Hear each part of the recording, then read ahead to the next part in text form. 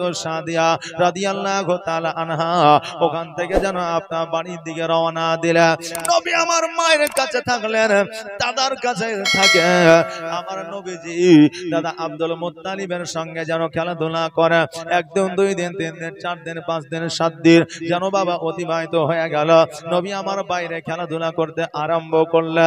বাবাজি ভাইরা, বাচ্চারা বাইরে খেলাধুলা করে, আমার নবীজি এক জায়গায় দণ্ডায়মান হয়ে এক জায়গায় দাঁড়ায়া তাদের খেলাধুলা দেখে। সন্ধ্যা যখন হয়ে যায়, বৈকাল যখন হয়ে যায়, প্রত্যেকের মা আসিয়া প্রত্যেক সন্তানকে নিয়ে যায়, প্রত্যেকের বাবা আসিয়া প্রত্যেকটা সন্তানকে নিয়ে যায়। নবী আমার হঠাৎ করে বলে, আল্লাহ গো, আজকে আমার 5.5 বছর বয়স হয়ে গেল, 6 বছর বয়স হতে চললো। আজকে সবার আব্বা সবাইকে কাঁধে করে, ঘাড়ে করে, সবাইকে কোলে করে নিয়ে যায়, কিন্তু আমার আব্বা কেন কোনদিন আমাকে নিতে আসে না। ও আল্লাহ, আজকে আমার মাকে গিয়ে জিজ্ঞাসা করব, মাকে গিয়ে প্রশ্ন করব, মা গো, আমার আব্বা কেন আমাকে কোলে নিতে আসে না? আমার আব্বা কেন আমাকে কাঁধে নেয় না? আমার আব্বা কেন আমার কবলে চুম্বন করে না? আমার আব্বা কেন আমাকে গোসল বানায়া দেয় না? আমার আব্বা কেন আমাকে সুরমা পরায়া দেয় না? আমার আব্বা কেন আমাকে পোশাক পরায়া দেয় না? আমি মাকে প্রশ্ন করব, মা গো, আমার আব্বা কোথায় আছে বলো? আমার দয়ার নবী, মায়ার নবী সাল্লাল্লাহু তাআলা আলাইহি ওয়াসাল্লাম গুটি গুটি পায়ে আসলেন।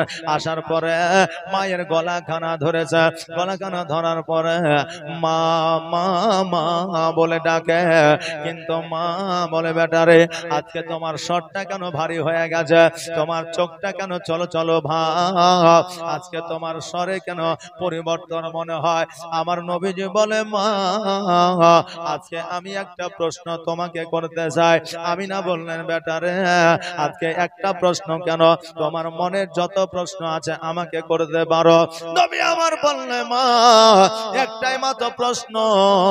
ওগো মা, সবার আব্বাকে দেখা যায়, আমার আব্বাকে কেন দেখা যায় না? সবার আব্বা সবার সন্তানকে কোলে নেয়, আমার আব্বা কেন আমাকে কোলে নেয় না? মা, বলো বলো, আমার আব্বা কোথায় আছে? আমার আব্বা কেন আমার কাছে আসে না? এই কথা শুনিয়া আমার মা আমিনা 2 চোখে যেন দুই চোখের পানি ঝরায় যেন কান্দে, আর আল্লাহকে বলে, আল্লাহ গো, আজকে আমার সন্তানের এই প্রশ্নের আগে কেন আমার মত হইল না?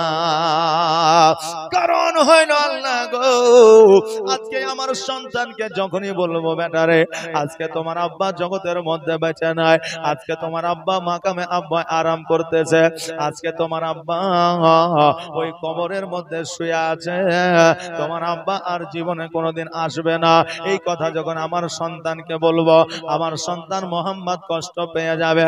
আর আমার মোহাম্মদ যদি কষ্ট পেয়ে যায়, আমি না সহ্য করতে পারবো না।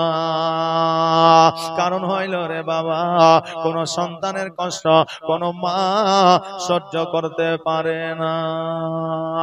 এই জন্য আমার হালিমা, এই জন্য আমার মা আমিনা রাদিয়াল্লাহু তাআলা আনহা বলে, বেটারে, তোমার আব্বা মাকামে আবওয়ায় আছে, বাড়িতে এখনো আসে নাই, বাণিজ্য করতে গিয়েছে, বাড়িতে এখনো পর্যন্ত আসে নাই, বাড়িতে আসলে তোমাকে নিশ্চয়ই কোলে নিবে। আপনি বলবেন, হুজুর, আমার মা আমিনা রাদিয়াল্লাহু তাআলা আনহা তবে কি মিথ্যা বলেছে? বলেন নাউজুবিল্লাহ। একটা আওয়াজ দিয়ে বলেন না নাউজুবিল্লাহ। আবার আব্দুল্লাহ রাদিয়াল্লাহু তাআলা আনহু তিনি তো ইন্তেকাল করেছেন, কিন্তু আমার মা আমিনা রাদিয়াল্লাহু তাআলা আনহা বললেন, তোমার আব্বা বাণিজ্যে গিয়েছে, বাড়ি আসে না। বাবাজি, কিছু কথাই আছে, যেই কথায় নেকিও হবে না, গুনাহও হবে না, মিথ্যাও হবে না, সত্যও হবে না, এটাকে বলা হয় মান্তিক, বাংলায় বলা হয় দর্শন। ও বাবাজি ভাইরা, একটা উদাহরণ আপনাদের দিয়ে দিই। একজন ব্যক্তি চুরি করতে যাচ্ছে, কেউ জিজ্ঞাসা করছে কোথায় যাবা? এখনো যদি সত্য কথা বলে তো মার খাবে, আর যদি মিথ্যা কথা বলে তো গুনাহ হবে। তাই কি না? কেউ যদি বলে চুরি করতে যাচ্ছি, তো ওকে কি ছেড়ে দিবে? মারবে না মারবে না মারবে, মিথ্যা কথাও বলবে না, আর চুরির কথাও বলবে না, তবে সত্য কথা বলবে। কি কথা বলবে? যাতে গুনাহও হবে না নেকিও হবে না। ওই চোরে যদি বলে আমি সামনের দিকে যাব, তাহলে ওর দ্বারা কোনো গুনাহ হবে না, মিথ্যা বলা হলো না। কারণ মানুষ তো সর্বদা সামনে যায়, পেছনে কি যায় নাকি? হ্যাঁ, ও যদি ওখান থেকে আবার ঘুরে যায় তো সামনের দিকে হাঁটবে, পেছনে যাবে না। এই জন্য যেমন বলবে সামনের দিকে যাব, এই জন্য তার গুনাহ হবে না, এই জন্য তার মিথ্যা বলা হবে না। আমার আব্দুল্লাহ রাদিয়াল্লাহু তাআলা আনহু বাণিজ্যে তো গিয়েছিলেন, বাড়ি তো আসে না, আর বাড়ি কিয়ামত পর্যন্ত আসবে না। এই জন্য আমিনা বলেছিলেন তোমার আব্বা বাণিজ্যে গিয়েছে আর এখনো পর্যন্ত বাড়ি আসে না। আমার নবীজি বললেন মা গো, আমার আব্বা যে বাণিজ্যে গিয়েছে, আজকে আমার 6 বছর বয়স হয়ে গেল, আমার আব্বা একবারের জন্য আমার বাড়িতে আসে নাই, একবারের জন্য আমাকে কোলে নেয় না, একবারের জন্য আমার কপালে চুম্বন করে না, একবারের জন্য আমি আমার আব্বাকে দেখি না, আমার আব্বা আমাকে দেখে না। ওগো মা, আমার আব্বাকে আমাকে ভালোবাসে না, কেন আসে না আসে না, আর আমাকে কেন কোলে নেয় না? আমি না বলে বেটারে, তোমাকে তোমার আব্বা এত ভালোবাসতো, তোমাকে তোমার আব্বা এত যত্ন নিত, যদি তোমার আব্বা বাড়িতে থাকতো, কারণ তোমার আব্বা জগতের মানুষের চাইতে অন্য ধরনের একটা মানুষ ছিল, যার মধ্যে সব সময় মধুর হাসি ছিল, যার মধ্যে সততা ছিল, যার মধ্যে একটা নুরানিময় চেহারা ছিল। জোরে বলেন সুবহানাল্লাহ। আমার দয়ার নবী বলে মা গো, তবে বলো বলো আমার আব্বা কবে আসবে, আমার আব্বা কোথায় আছে একবার বলো। মা, তুমি যতক্ষণ পর্যন্ত না বলবা আমি নবীজি তোমার গলা ছাড়ব না। আর শিশু নবী কেন্দে কেন্দে মায়ের কাছে কয়, বলো বলো আম্মা জান আমার আব্বা জান কোথায়, বলো বলো আম্মা জান আমার আব্বা জান কোথায়। শিশু নবী কেন্দে কেন্দে মায়ের কাছে কয়, বলো বলো আম্মা জান আমার আব্বা জান কোথায়। আর সন্ধ্যা বেলায় খেলার শেষে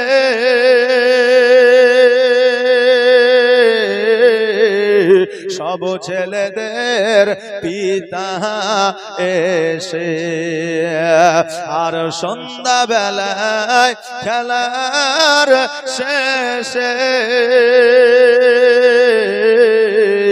সব ছেলেদের পিতা এসে আমার খেলার সাথী ভাইদের সঙ্গে নিয়ে যায়, বলো বলো আম্মা জান আমার আব্বা জান কোথায়। শিশু নবী কেন্দে কেন্দে মায়ের কাছে কয়, বলো বলো আম্মা জান আমার আব্বা জান কোথায়। আর ধাত্রী বাড়িতে যখন ছিলাম পিতাকে না দেখতে পেলাম, আর ধাত্রী বাড়িতে যখন ছিলাম পিতাকে না দেখতে পেলাম, আর বাড়িতে আসিয়া আমি দেখি না তাহার, বলো বলো আম্মা জান আমার আব্বা জান কোথায় শিশু নবী কেন্দে কেন্দে মায়ের কাছে কয় বলো বলো আম্মা জান আমার আব্বা জান কোথায় ও বাবা যে ভাইরা আমার নবীজি যখন আপনার করজোড়ে আমার মা আমিনা রাদিয়াল্লাহু তাআলা আনহাকে যখন জড়িয়ে ধরলেন বললে মা যতক্ষণ পর্যন্ত আমার আব্বা কোথায় আছে না বলবা ততক্ষণ পর্যন্ত আমি নবীজি তোমাকে ছাড়ব না। আমার আমিনা রাদিয়াল্লাহু তাআলা আনহা দুই চোখের পানি ছেড়ে দিয়ে কান্দে আল্লাহ আল্লাহ বলে ডাকে আল্লাহ গো আজকে আমার নবীজির কথা শুনিয়া আজকে আমার বুকটা যেন ফেটে যায় কলিজাটা যেন ফেটে যায় ও আল্লাহ আজকে যতক্ষণ পর্যন্ত না বলবো নবী আমাকে ছাড়বে না। এই জন্য আমার আমিনা রাদিয়াল্লাহু তাআলা আনহা বললেন ওরে বেটা শোনো রে তোমার আব্বা বাণিজ্যে গিয়েছিল বাণিজ্যে যাওয়ার পরে মাকামে আব্বা অসুস্থ হয়েছিল ওই মাকামে আব্বা অসুস্থ হওয়ার কারণে তোমার আব্বা ইন্তেকাল করেছে। আজকে ওই জায়গায় তোমার আব্বাকে শায়িত করা আছে ওই মাকামে আব্বা শুয়ে আছে তোমার আব্বা জীবনে কোনোদিন তোমার আব্বা এই মক্কায় আসবে না তোমার কাছে আসবে না সন্তান বলে ডাকবে না বেটা বলে ডাকবে না ওরে মুহাম্মদ তোমাকে জীবনে কোনোদিন গোসল বানায়া দিবে না জীবনে কোনোদিন তোমাকে খাওয়াইয়া দিবে না জীবনে কোনোদিন তোমাকে সুরমা পরাইয়া দিবে না জীবনে কোনোদিন তোমাকে কাঁধে নিবে না ও মুহাম্মদ আজকে এই কথা তোমাকে আমি বলতাম না তুমি যখন আমাকে বলছো এই জন্য বললাম আমার নবীজি দুই চোখের পানি ছেড়ে দিয়ে কান্দে আমিনা বলে মুহাম্মদ তুমি কাঁদিও না রে বেটা কারণ তুমি কাঁদলে আমি আমিনা সহ্য করতে পারি না ও মুহাম্মদ তুমি আমার কলিজার টুকরা আজকে তোমার যন্ত্রণা হইলে আমি আমিনা যন্ত্রণা পাই মুহাম্মদ তুমি জানো আর কাঁদিও না।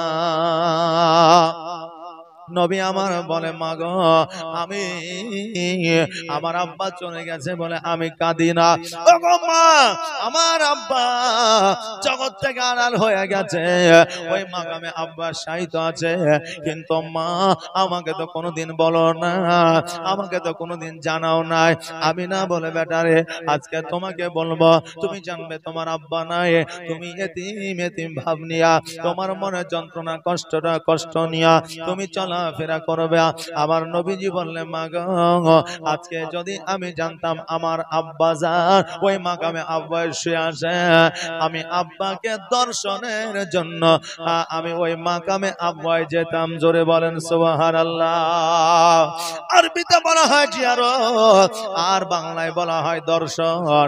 আজকে আমার নবীজি বললেন ও আমিনা ও মা আর দেরি নয় চলো চলো আমার আব্বা জানের কবরটা জিয়ারত করতে চাই। আমিনা বলল ও বেটা মোহাম্মদ শোনো রে আজকে আমার যেই দিন থেকে বিবাহ হয়ে যায় সেই দিন থেকে আমি মক্কায় এসেছি আর কোনোদিন আমার বাড়ি থেকে বাহির হয় নাই। ও বেটা মোহাম্মদ আজকে যদি মাকামে আব্বায় যেতে হয় আজকে তোমার দাদার কাছ থেকে বিদায় নিতে হবে তোমার দাদার কাছ থেকে অনুমতি নিতে হবে তোমার দাদার কাছ থেকে আদেশ নিতে হবে।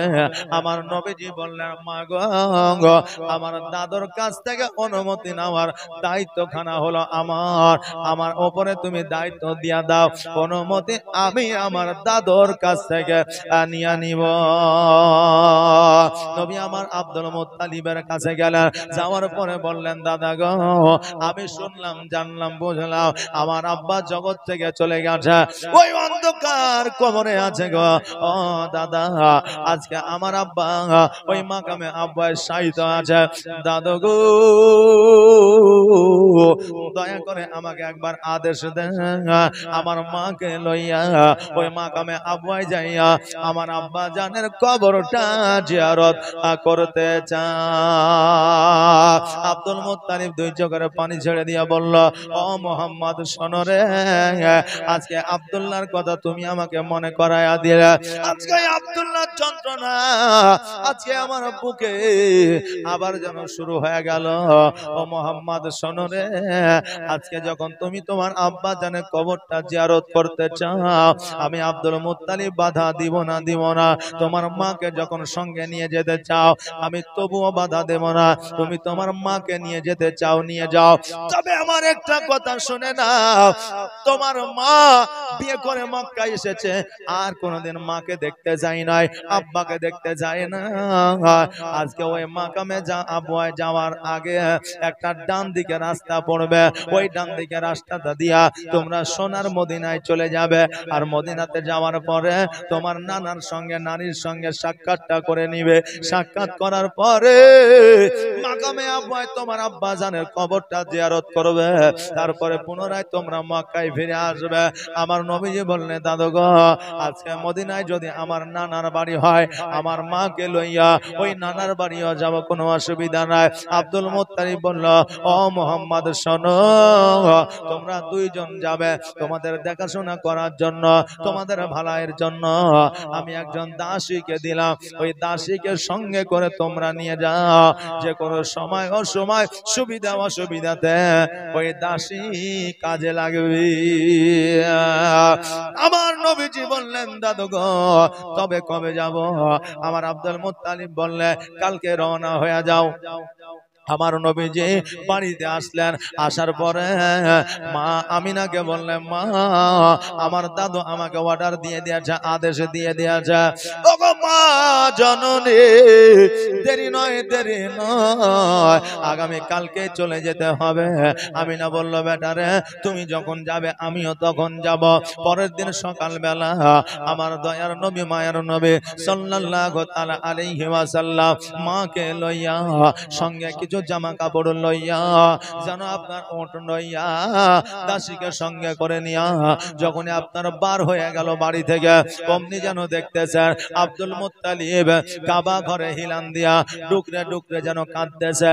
আমিনা বলতেছে, ও আব্বা জান, আপনি যদি আমাকে বারণ করেন আমি যাব না, তবে আপনি এইভাবে কান্না করিয়েন না।